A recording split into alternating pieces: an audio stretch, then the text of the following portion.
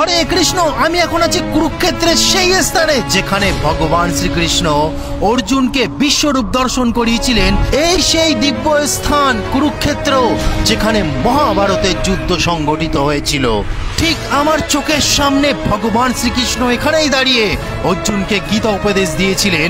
আমি ভাবতেও পারছি না আমি সেই স্থানে দাঁড়িয়ে আছি। কি কি বলেছিলেন ভগবান শ্রীকৃষ্ণ বিশ্বরূপ দর্শনের সময় সবকিছু বলবো, তাহলে চলো।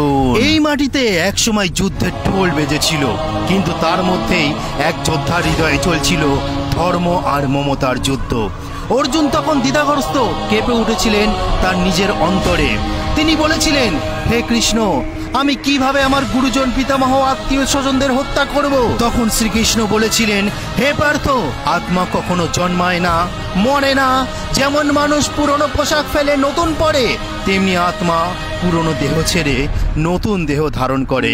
তবু অর্জুনের মনে ছিল সন্দেহ, অস্থিরতা। তিনি বিনীত কণ্ঠে প্রার্থনা করলেন, হে কৃষ্ণ, তুমি যদি মনে করো আমি যোগ্য, তবে তোমার সেই বিশ্বরূপ আমাকে দর্শন করাও। তখন ভগবান শ্রীকৃষ্ণ বললেন, দেখো পার্থ, এখন আমি তোমাকে দিব্য চক্ষু দিচ্ছি, যার দ্বারা তুমি আমার এই অসীম রূপ দর্শন করতে পারবে।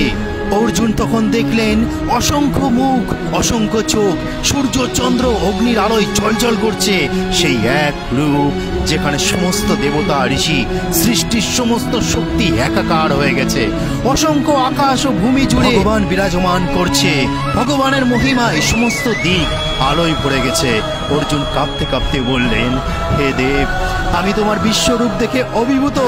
তুমি আকাশময়, তুমি সময়, তুমি সৃষ্টি, তুমি সংহার স্বয়ং। তখন ভগবান বললেন, আমি কাল, সময় স্বয়ং। আমি এসেছি সমস্ত অপজীবের বিনাশ ঘটাতে।